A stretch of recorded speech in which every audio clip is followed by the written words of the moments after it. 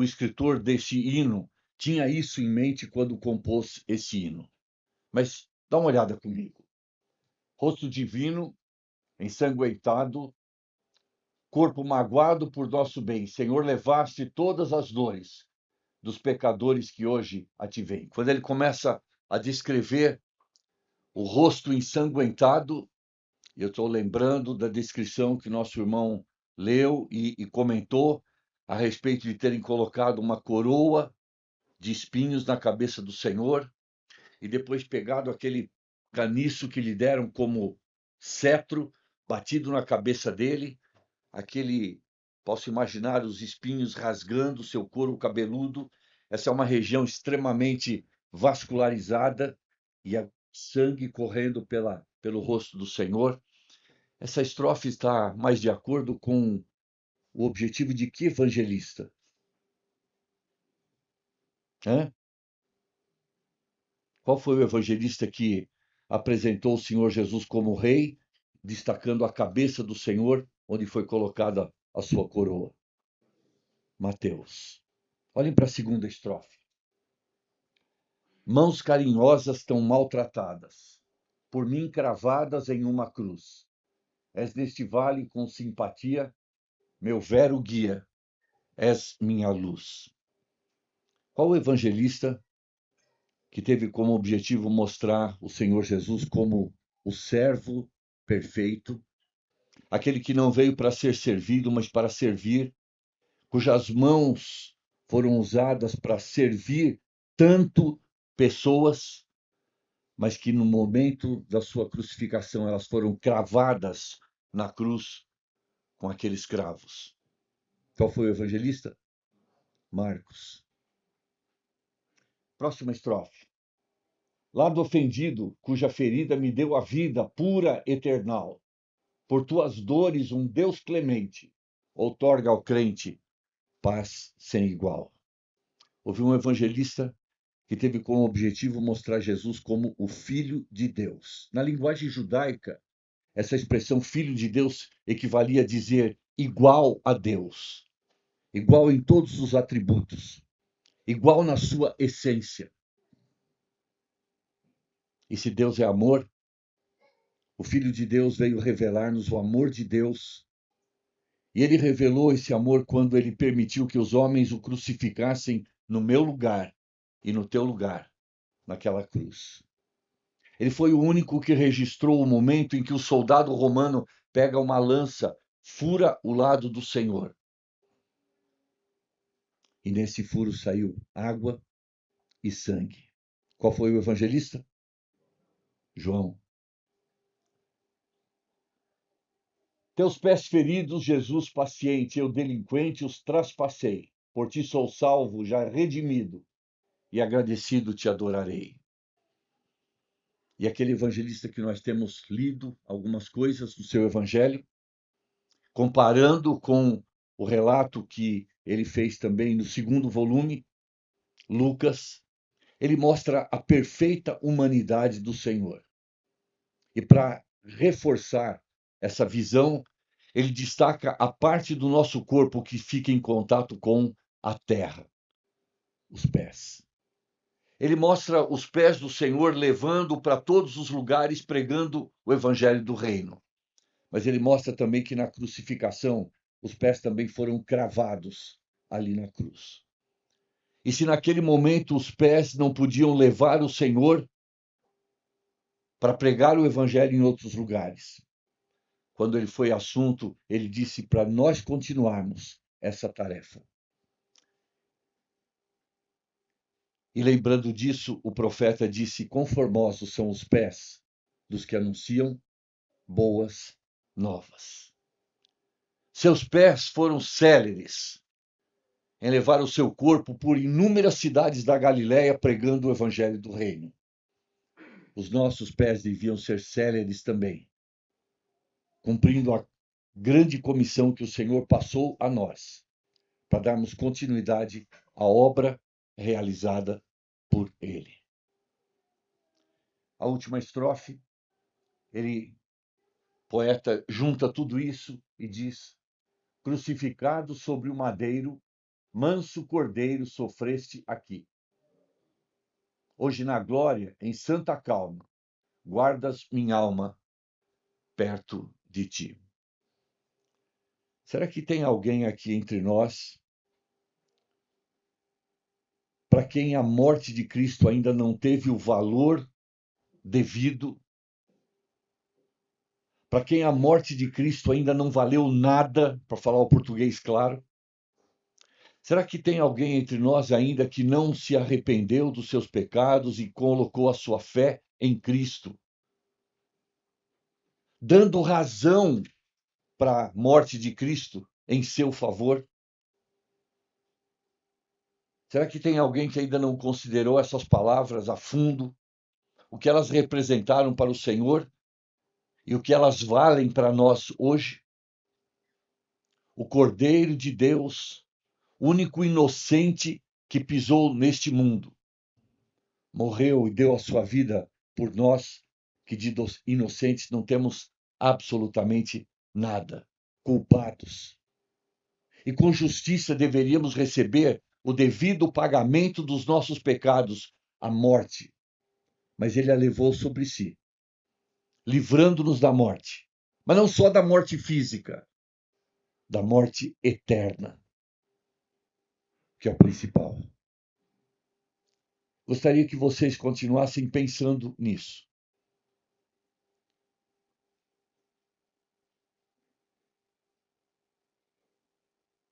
Pensando no efeito da morte de Cristo a seu favor. Ela já valeu para te perdoar, para te salvar, para te dar paz, justificação, santificação. Todos esses efeitos, da morte de Cristo nas nossas vidas, devem ser realidade.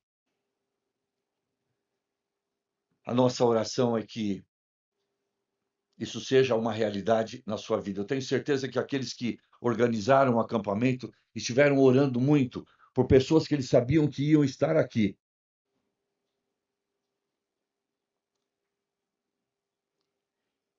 E a comissão organizadora não gostaria que essas pessoas saíssem desse acampamento como chegaram aqui.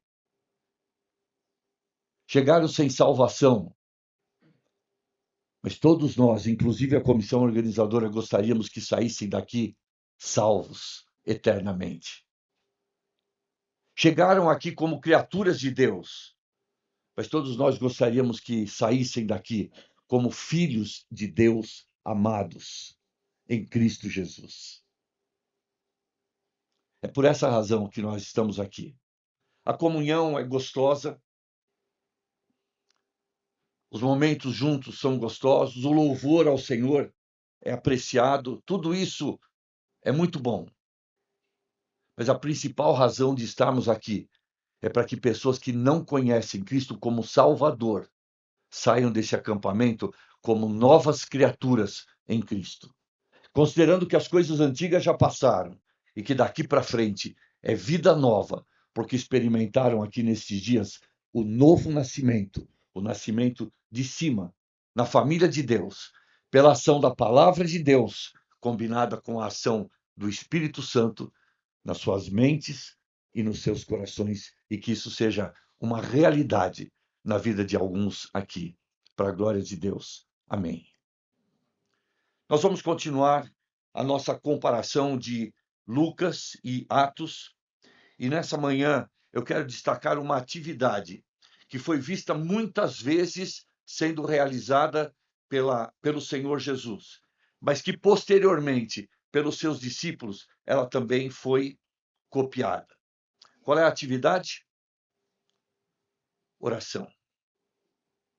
Quem sabe depois, para terminar, a gente podia cantar. Não sei se vocês conhecem aquela música Na Oração Encontro Calma, se é conhecida, não é? Mas eu quero mostrar para vocês que isso foi uma prática realizada de forma recorrente pelo Senhor Jesus.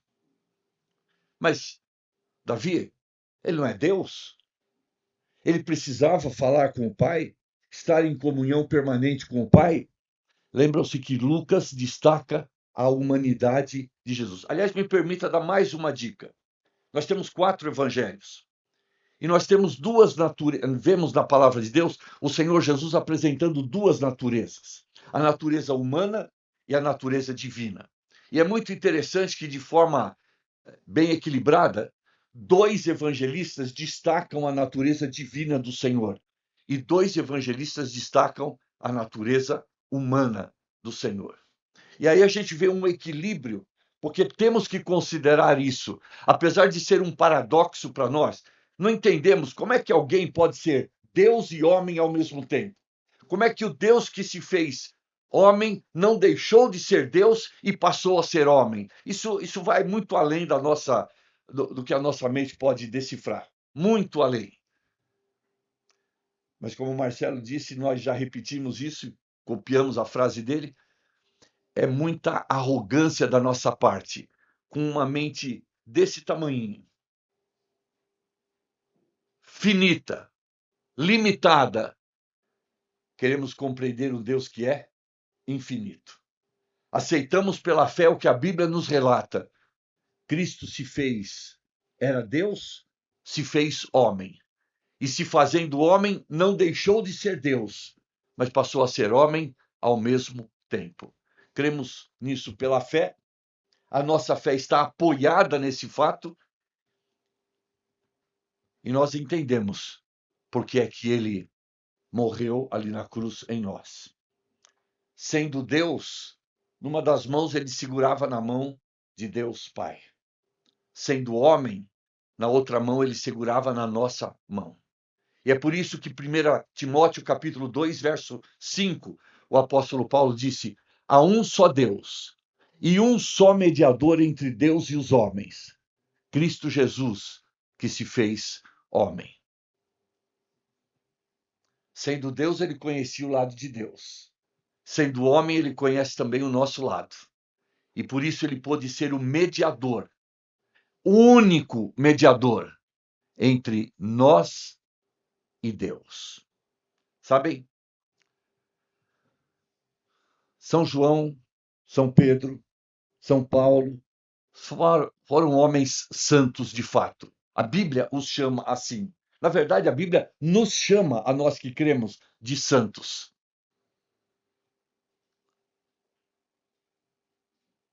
Foram grandes homens, grandes instrumentos usados nas mãos do Senhor para a salvação, para a edificação dos salvos. Mas nenhum deles pôde ser intermediário, mediador entre nós e Deus. Eles precisaram de um mediador. Enxergaram isso na pessoa e na obra de Cristo e creram nele como seu Salvador.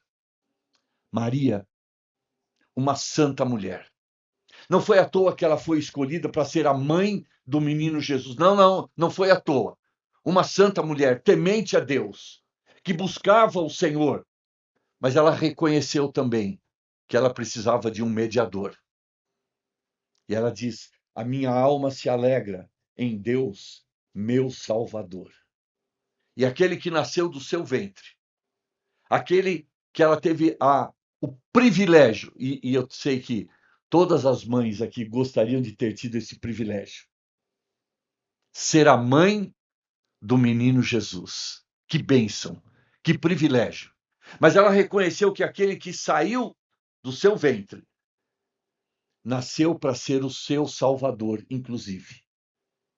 E ela creu em Cristo, segundo a carne, o seu filho, mas espiritualmente, o Filho de Deus, que se fez homem e veio para morrer e ser o Salvador de Maria, inclusive. E ela reconheceu isso.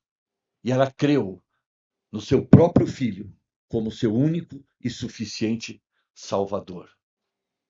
Sabem, quando pessoas com a maior e melhor das boas intenções dizem: Santa Maria, Mãe de Deus, rogai por nós, pecadores, agora e na hora da nossa morte. Amém.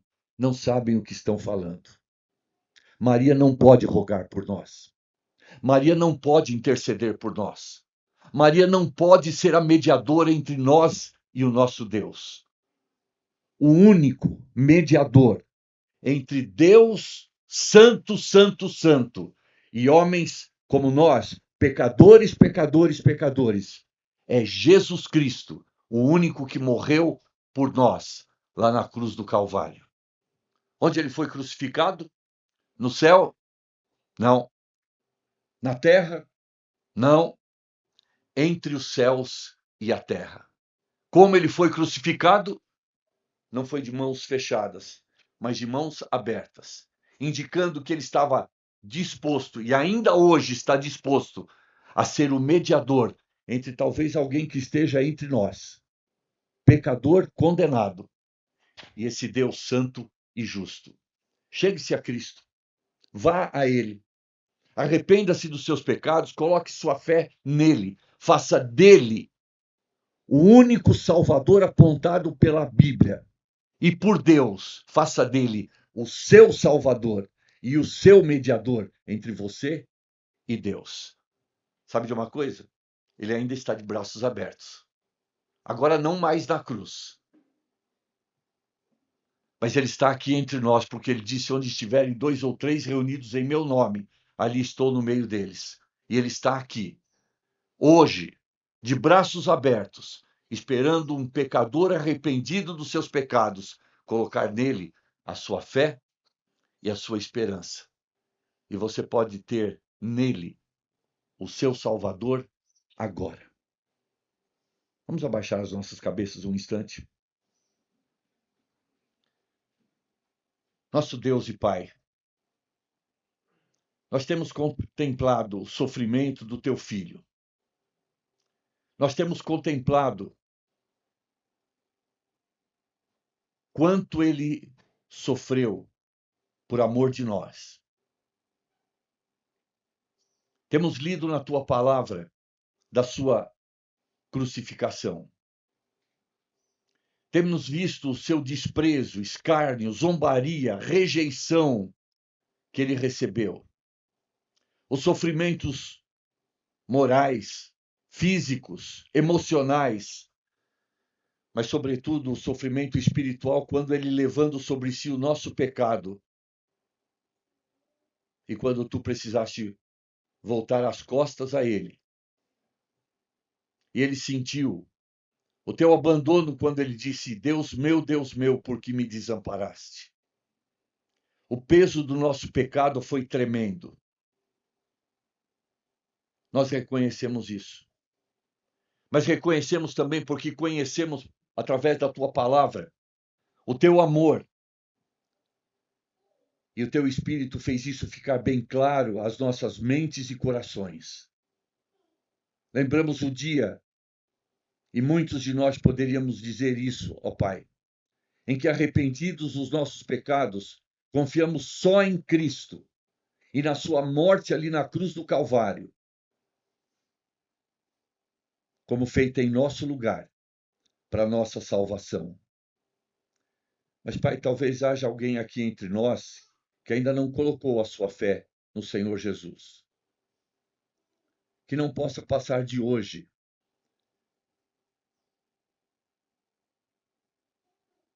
a salvação para cada um aqui. Que a tua palavra seja bem clara, exposta pelo teu Espírito a esta mente que ainda está te rejeitando e rejeitando o teu Filho como seu Salvador. Faze-nos compreender e aceitar o teu amor manifestado ali na cruz de Cristo. Pai querido, rogamos pela salvação de almas aqui entre nós. Nós as deixamos aos teus cuidados, pedindo a tua bênção para cada uma delas. E a nós que já somos salvos, que nós possamos valorizar cada vez mais a morte do Senhor Jesus em nosso lugar, para que dele nos tornemos servos úteis nas tuas mãos, adoradores que te adoram em espírito e em verdade, que compreendem o que nós éramos e o que nós somos, e tudo isso transformado, modificado pelo sangue derramado ali na cruz pelo nosso Salvador. Colocamos nas tuas mãos cada um desses que ainda não te pertencem, para que através do teu Espírito tu fales ao coração deles. Essa é a nossa oração, em nome do nosso Salvador, o Senhor Jesus Cristo. Amém. Vamos abrir as nossas Bíblias no Evangelho de Lucas, capítulo 3. Ontem nós lemos estes versos mencionando a manifestação da Trindade ali, mas eu quero salientar um outro aspecto, porque Lucas é o único que mostra que na hora do seu batismo, o Senhor Jesus estava numa prática recorrente na sua vida. Lucas capítulo 3,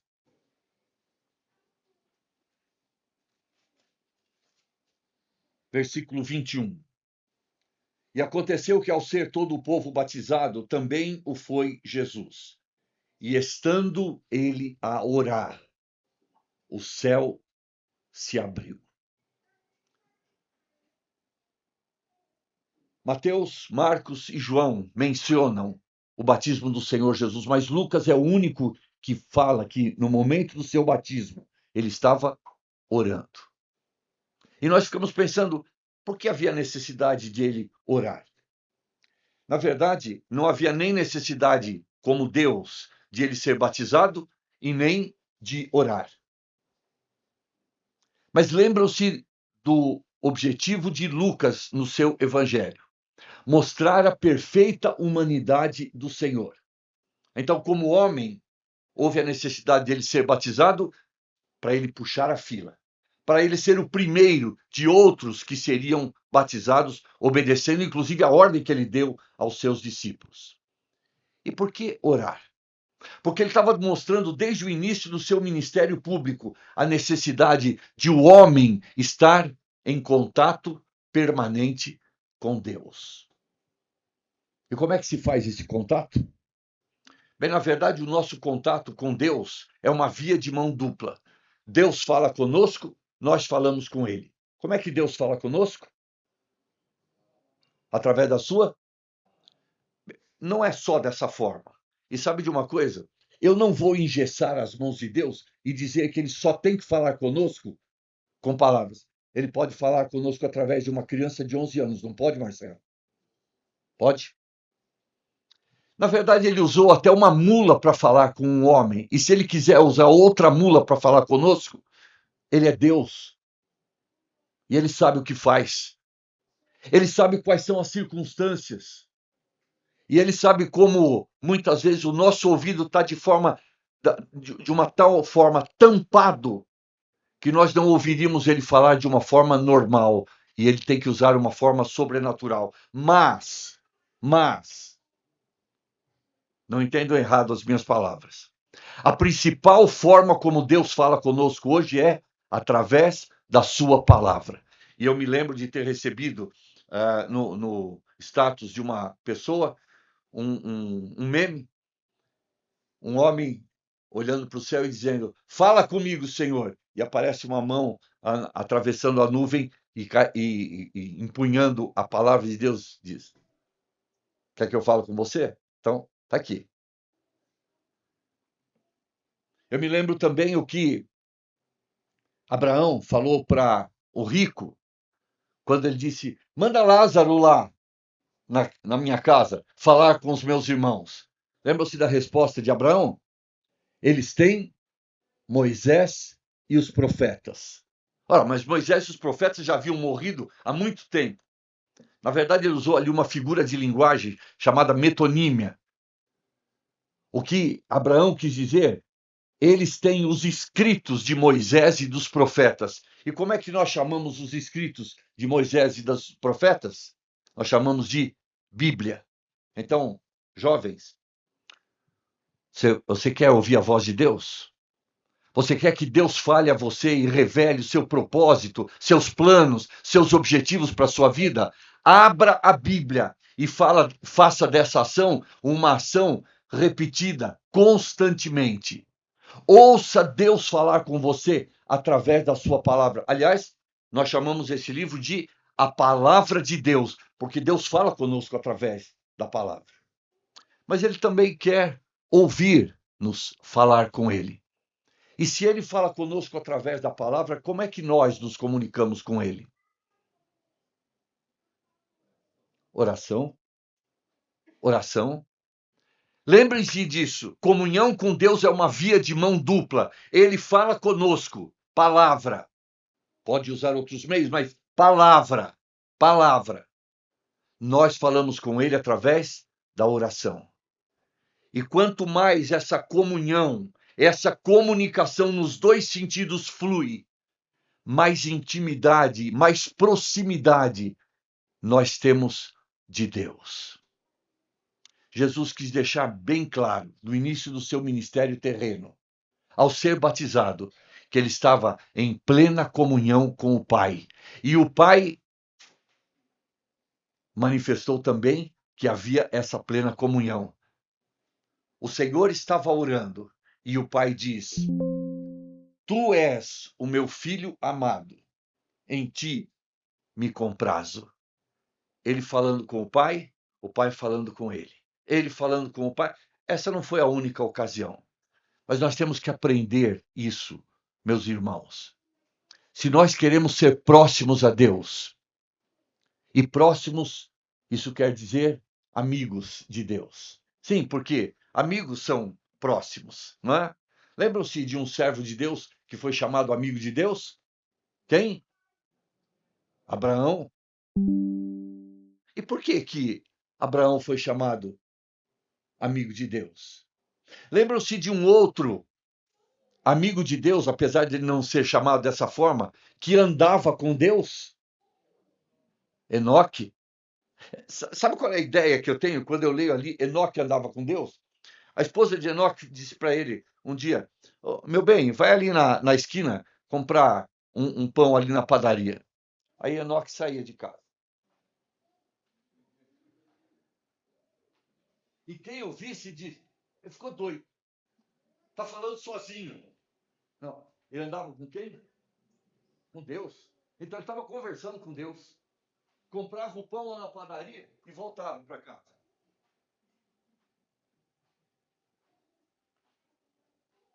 Não estava doido, não. Ele andava com Deus. Ele falava com Deus. Ele se tornou próximo a Deus. E um dia Deus falou assim: Enoque, você está muito longe de mim. Vem aqui mais perto, vai, para a gente continuar nosso papo, nossa conversa. Ele foi arrebatado sem conhecer a morte física. Tão próximo de Deus ele vivia. Jesus está nos ensinando, logo no começo do seu ministério, a proximidade de Deus, a comunhão com Deus, a intimidade de Deus, a parceria com Deus. Isso se manifesta quando nós mostramos o desejo de falar com Deus e mostramos o desejo de Deus falar conosco. Bem, nosso tempo não permite, mas eu gostaria de mostrar para vocês quantas vezes no Evangelho de Lucas Jesus estava orando. Mas agora nós chegamos no livro de Atos. Será que os discípulos entenderam que era preciso imitar o exemplo de Jesus nesse quesito de comunhão com Deus? Será que os discípulos entenderam que era preciso falar com Deus, que Deus quer ouvir os seus filhos falarem com Ele? Olhe para agora Atos, capítulo 1.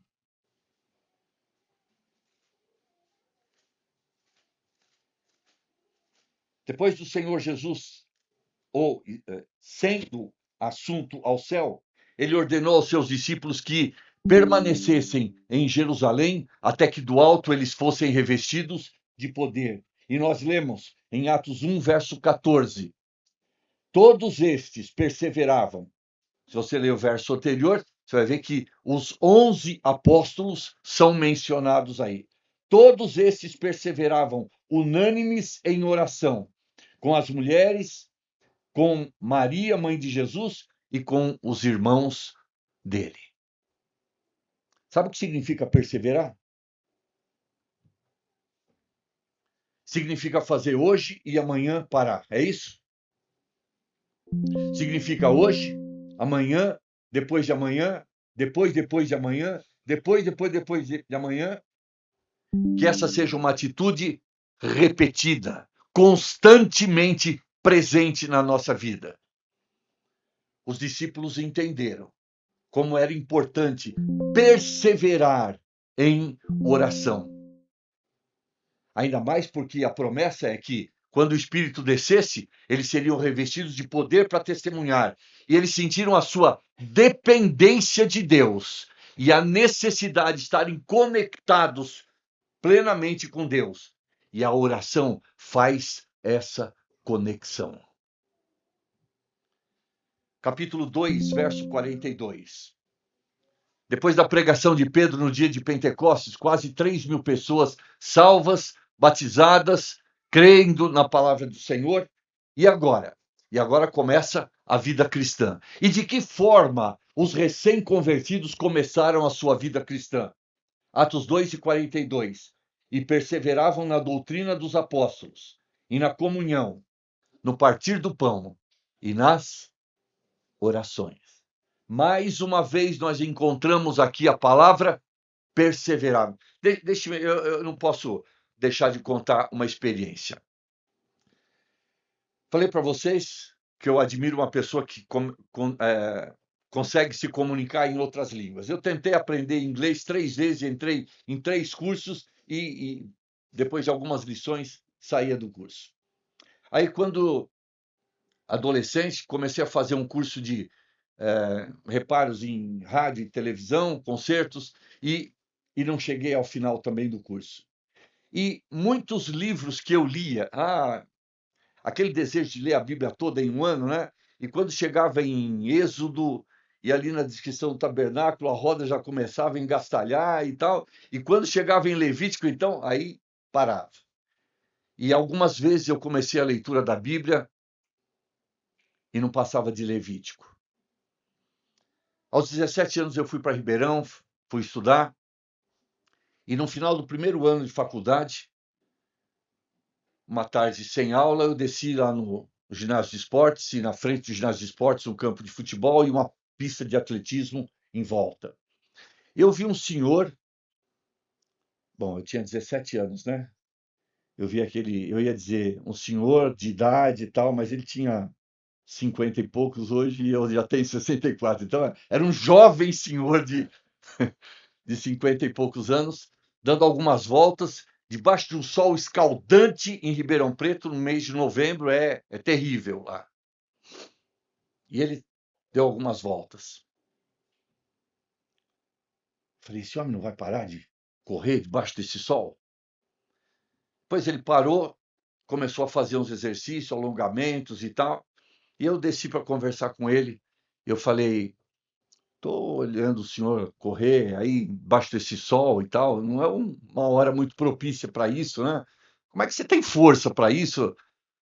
Eu não quis dizer, né, que eu achava ele muito velho, mas era isso que eu estava pensando, né?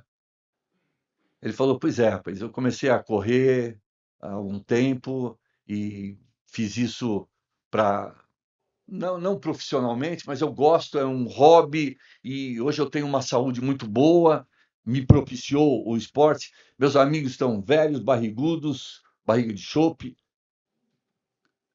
pulmões deteriorados pelo fumo, divorciados e de mal com a vida. E eu estou com condições físicas, emocionais, bem. Falei, interessante isso. Um hábito que ele adquiriu, correr, lhe deu vantagens enormes. E na época eu comecei a correr também. Mas eu comecei a correr para uma finalidade. Eu estava cansado de começar a fazer coisas e parar no meio. Eu estava cansado de começar cursos e a leitura de livros e parar no meio. E não ver o fim desses cursos e desses livros. Eu estava cansado de manifestar a falta de uma qualidade que é indispensável, tanto materialmente quanto espiritualmente na vida de todos nós. Chama-se perseverança. E aí eu percebi que tinha um grupo de alunos lá que todo final de dia, 5, 5 e meia, se reunia lá em volta do campo, faziam um aquecimento e saíam correr pelas estradas. O campus da USP lá em Ribeirão fica fora da cidade, então pegavam estrada e eles corriam. E eu entrei nesse grupo. E nós corríamos 20 quilômetros por dia. E sabe de uma coisa? Depois de 6 quilômetros, 7 quilômetros, começava a dar uma... A gente começava a pensar, o que eu estou fazendo aqui na estrada? Você está doido, Davi? Tem coisa mais gostosa para fazer do que... Mas aí, depois de 6, 7 quilômetros, eu pensava, ou eu volto 6, 7 quilômetros, ou eu rodo mais 13 para acabar a corrida. E sabe o que me ajudou essa prática esportiva? Me ajudou a desenvolver o hábito de começar e terminar tudo que eu fazia. Vocês entenderam o que é perseverança?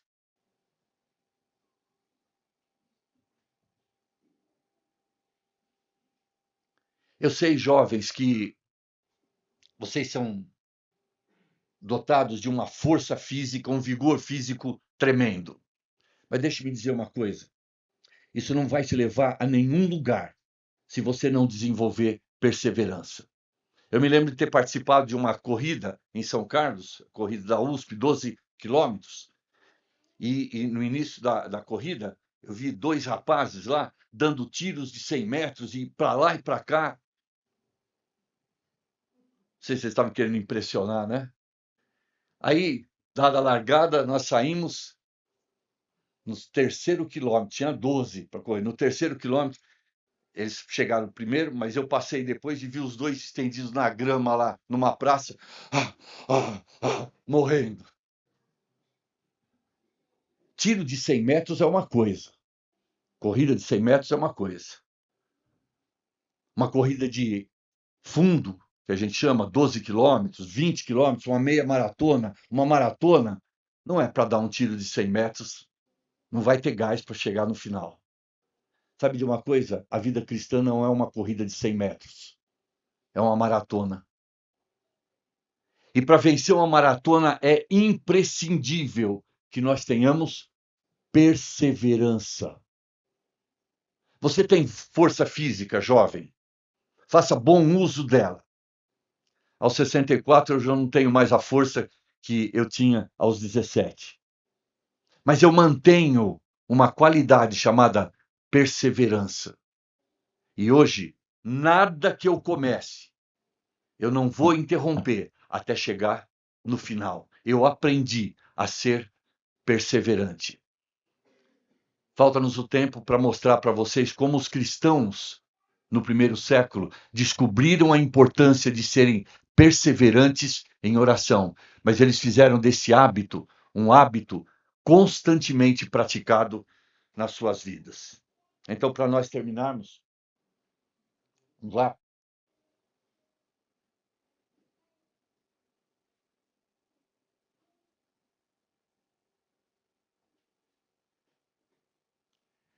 Primeira Tessalonicenses 5:17.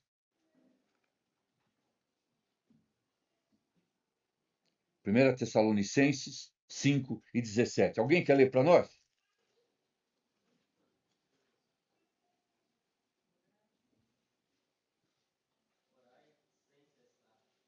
Só isso? Só isso, né? Versículo tão curto. E talvez por ser curto, às vezes a gente não presta atenção na importância, não dá valor à riqueza de ensino nesse versículo. Orai sem cessar. Talvez você esteja pensando à primeira vista desse versículo, não, eu tenho outras coisas para fazer durante o dia. Eu não posso ficar 24 horas orando. A ideia não é essa. A ideia não é essa. E a ideia também não é fazer orações longas, uma oração que dure 2, 3 horas.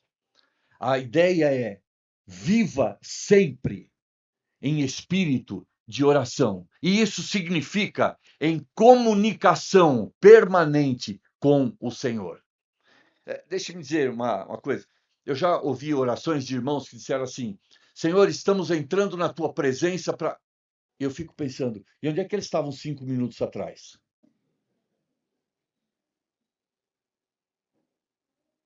Espera aí. Porque se a Bíblia diz que Enoque andava com Deus, Enoque não usava essa expressão quando ele falava com Deus: Senhor, estou entrando agora na tua presença. Não, Ele vivia na presença de Deus. Aliás, em Gênesis capítulo 17, quando Deus chama Abraão e diz: anda na minha presença e ser perfeito. Ele não diz, entra na minha presença de vez em quando para falar comigo. Ele diz, anda. E o verbo andar ali não tem o sentido de trocar os passos, mas tem o sentido de viver permanentemente na minha presença. Essa é a ideia de orar e sem cessar. É vivermos constantemente na presença de Deus. E, portanto, falar com Ele vai ser algo absolutamente natural. Eu não vou entrar na presença de Deus especificamente para falar, eu vou viver na presença dele. E trocar palavras com ele vai ser absolutamente natural. Próximo. Filipenses 4 e 6. Você vai perceber agora a importância de andar na presença do Senhor e falar com ele constantemente. Alguém quer ler para nós versos 6 e 7? Não sejais inquietos por coisa alguma. Antes, as vossas petições sejam em tudo conhecidas diante de Deus, pela oração e súplicas, com ação de graça. E a paz de Deus, que excede todo entendimento, guardará os vossos corações e os vossos sentimentos em Cristo Jesus. Eu podia dizer muitas coisas a respeito desse versículo, mas eu quero salientar pelo menos duas. Primeiro, se a Bíblia. Alguém aqui já ficou ansioso por alguma coisa? Uma mão só não dá, né? Sabe que nós pecamos quando nós ficamos ansiosos? Porque se a Bíblia diz não andeis ansiosos e eu fiquei ansioso, eu estou contrariando o que a Bíblia diz. E contrariar o que a Bíblia diz, isso chama-se pecado. Agora, o que os versículos estão dizendo é: faz uma troca com Deus. Descarrega sobre ele a tua ansiedade. E quando você joga a tua ansiedade para Deus, versículo 7, o que ele vai dar para você em troca? Paz. Se você já experimentou ansiedade, você sabe que é exatamente o contrário de paz. Certo? Ansiedade é exatamente o contrário de paz. Agora, ansiedade é uma preocupação que eu tenho, que você tem, com coisas que a gente não pode alterar, com coisas que a gente não pode mudar. Eu prestei, você prestou aí um concurso, o Enem, esses últimos dias, e agora você está ansioso pelo resultado. Eu pergunto para você, a tua ansiedade pode alterar o resultado do concurso? Porque se puder alterar, eu vou falar para você, fica mais ansioso ainda. Então, a ansiedade é uma preocupação com coisas que eu não posso alterar. Mas qual é a orientação do apóstolo aqui? Em vez de ansiedade, guardar isso para mim, eu vou descarregar isso diante de Deus. Porque quando eu faço isso em oração, eu reconheço que eu não posso alterar aquilo que está me causando ansiedade, mas Deus pode alterar aquilo que está me causando ansiedade. E quando eu confio que Ele pode, porque Ele é o Deus Todo-Poderoso, o resultado disso é paz. E eu troco a ansiedade, deixo diante de Deus e Ele me dá paz. E a paz de Deus, que excede todo o entendimento, vai guardar o meu coração, inclusive de taquicardias, de doenças coronárias, vai guardar o meu estômago de... O que a gente tem no estômago quando fica ansioso? Descarga de ácido que vai provocar úlcera, gastrite e depois toda esse desequilíbrio hormonal vai provocar na pele irritações. E aí você ficou doente, eu fiquei doente, nós ficamos doentes por coisas que não podíamos alterar. Vamos fazer uma troca? Vamos deixar isso diante de Deus? A nossa ansiedade? Vamos evitar essas doenças psicossomáticas e, ao invés delas, uma paz que só Deus pode nos dar vai inundar o nosso ser, guardando o nosso coração e a nossa mente em Cristo Jesus. Vale a pena orar ou não? 1 Tessalonicenses 5:25.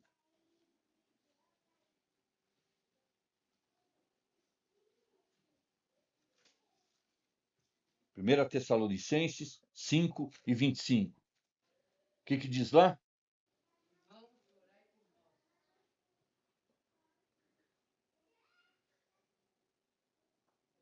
Quem é que disse essas palavras? Ou pelo menos que as escreveu? O grande apóstolo Paulo.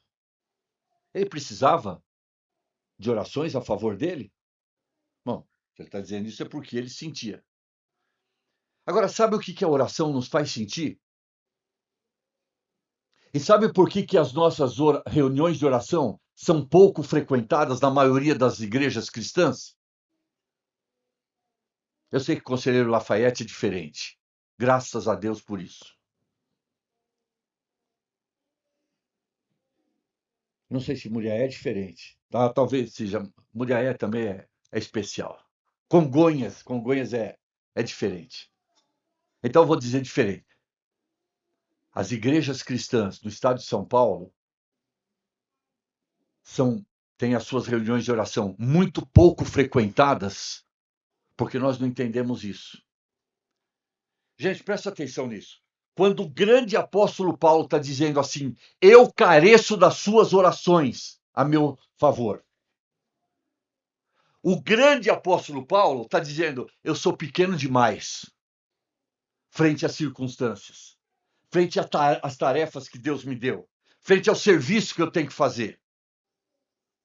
Eu sou carente dos cuidados de Deus. E eu peço que vocês lembrem de mim nas suas orações, porque eu sou carente. Gente, sabe por que nós fazemos poucas orações? Porque nós não reconhecemos a nossa dependência de Deus. Porque a gente acha que a nossa voz máscula, forte, os nossos músculos potentes e tudo isso, nossa capacidade intelectual, nossos recursos, a gente dá conta de tudo e nós não precisamos de Deus. No fundo, essa é a razão porque oramos pouco. Então deixe-me contar uma experiência, para vergonha minha.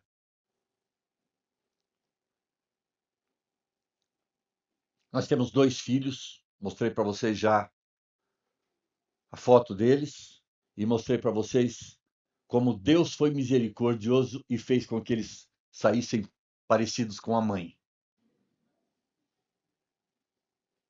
Graça é graça. A gente não merece, mas recebe, né?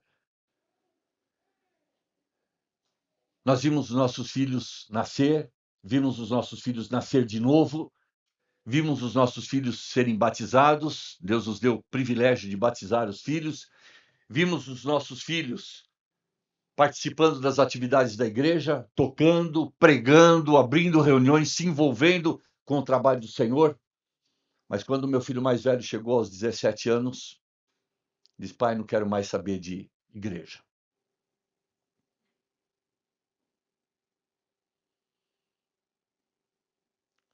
Nós tivemos uma conversa muito dura, muito, nem sei classificar, mas muito difícil de ser feita. Mas eu disse para ele, olha, vou fazer um pedido como um pai que sabe o que é melhor para o seu filho. Escolha uma das reuniões, você não quer ir em todas, estava quase completando 18 anos. Escolha uma reunião, participa dessa reunião, mesmo você não querendo, só porque eu estou te pedindo, e vai ouvir um pouco a palavra de Deus. E se você não quiser ir nas outras, tá tudo bem. Quer dizer, não tá tudo bem, né? Mas 4 anos eu vi esse menino longe do Senhor, dos caminhos do Senhor. Mas em 4 anos eu acho que ele faltou em 2 ou 3 escolas bíblicas dominicais. É verdade que muitas vezes na ceia do Senhor, no domingo de manhã, nós saímos de casa, ele não tinha chegado. Eu subia no púlpito para pregar, muitas escolas bíblicas dominicais, e às vezes ele chegava meio atrasado. Eu não sabia onde meu filho tinha passado a noite. Depois eu fiquei sabendo alguns lugares onde ele passou a noite. Depois de 4 anos, um dia eu cheguei na... Aí ele estava quase se formando, ele fez farmácia na Unesp em Araraquara, e estava quase se formando, todos os seus colegas conseguiram arrumar estágio para a conclusão do curso, e ele nada, mandando e-mails para farmácias e indústrias, não arrumava nada. Um dia eu entro no quarto dele, não bati, abri a porta, estava entreaberta, só abri a porta e fui falar com ele. Ele estava com a Bíblia aberta. Fazia 4 anos que eu não via meu filho abrir a Bíblia. E naquele dia ele estava com a Bíblia aberta. E aí ele falou, fala, pai. Eu falei, não, linha cruzada. Deus está falando com você agora, eu não vou interromper. Fechei a porta, fui lá para o meu escritório. Daí a pouco ele chegou com a Bíblia dele lá. Falou, pai, eu estou lendo a parábola do filho pródigo. Uhum. Pai, eu estou cansado de comer comida de porco. Lavagem. Falei, filho, na nossa igreja a gente dá lavagem para você comer? Aqui em casa nós te demos lavagem para você comer? Você está cansado de comer porque você procurou lavagem. Aqui a gente não dá lavagem. Isso é comida de porco. Pai, eu quero voltar para Deus.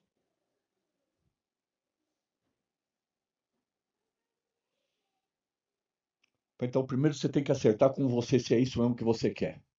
Depois você tem que acertar com Deus e depois você vai ter que acertar com a igreja. Porque você fez coisas durante esse período de afastamento que envergonharam o nome de Deus. E vai ter que passar por uma disciplina na igreja. Não, não quero passar por disciplina na igreja. Falei, então você não quer voltar. Voltou para o quarto dele. Passaram-se 15 dias e falou, pai, eu quero voltar para o Senhor agora para valer. É isso mesmo que você quer? É isso mesmo que eu quero, pai. Estou cansado de comer lavagem de porco. Ele foi readmitido à comunhão, passou por uma disciplina. 15 dias depois, ele recebeu 2 ofertas de estágio, porque agora era o pai que estava cuidando dele. Era o pai que estava cuidando dele. Ele escolheu um dos estágios, concluiu o curso, voltou para os caminhos do Senhor e eu falei, filho, não volta para os caminhos do Senhor para tirar o pó dos bancos, não. Volta para o Senhor para ser um daqueles que faz a diferença na obra do Senhor. Hoje ele é presbítero comigo na igreja em Ribeirão Preto. Ele é responsável pelo setor de educação cristã da igreja, junto com a Rosana, é responsável pelo ensaio do coral e do grupo de louvor. Ele voltou para o Senhor para fazer a diferença. Agora, por que eu estou contando isso? Porque Deus tinha alguma coisa para falar para o Rafael a respeito dos planos do Senhor para ele. Mas Deus tinha que falar alguma coisa também com o pai do Rafael. Antes dessa ocasião, O pai do Rafael achava que era o melhor marido. O pai do Rafael achava que era o melhor pai. O pai do Rafael achava que era o melhor pregador. E com todo esse orgulho somado, o pai do Rafael não entendia que precisava orar muito tempo. O pai do Rafael achava que podia, com a sua voz forte. O pai do Rafael achava que com seu bigode, e quando ele falava o bigode tremia. E tudo o que eu quisesse fazer seria realizado com as minhas próprias forças. Então Deus falou: eu vou te mostrar o valor da oração. Vou mostrar que oração significa dependência do Senhor. Eu vou mostrar que você pode trocar ansiedade por paz quando você descansa em mim e apresenta os teus problemas, tuas dificuldades e descarrega sobre mim. E deixa eu cuidar disso. Porque afinal de contas, tá vendo onde que a minha mão alcança? Tá vendo?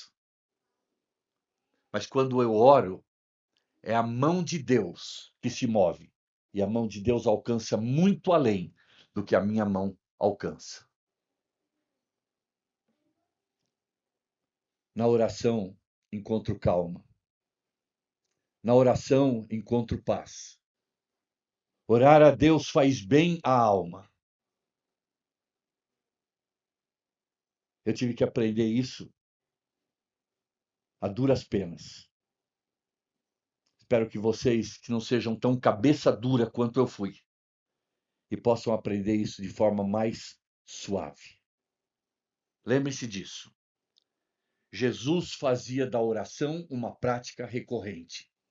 Os discípulos da igreja neotestamentária aprenderam a fazer da oração uma prática recorrente. E nós? Nós somos super-homens? Somos independentes de Deus? Podemos tudo? Então, se você reconhece a sua limitação, se você reconhece que a sua mão alcança meio metro além do seu corpo só, faça da oração uma prática constante na sua vida. E aí você vai ver a mão de Deus agir muito mais longe, de forma muito mais eficaz e poderosa do que você faria com seus próprios recursos. Que Deus abençoe a sua palavra aos nossos corações. Amém.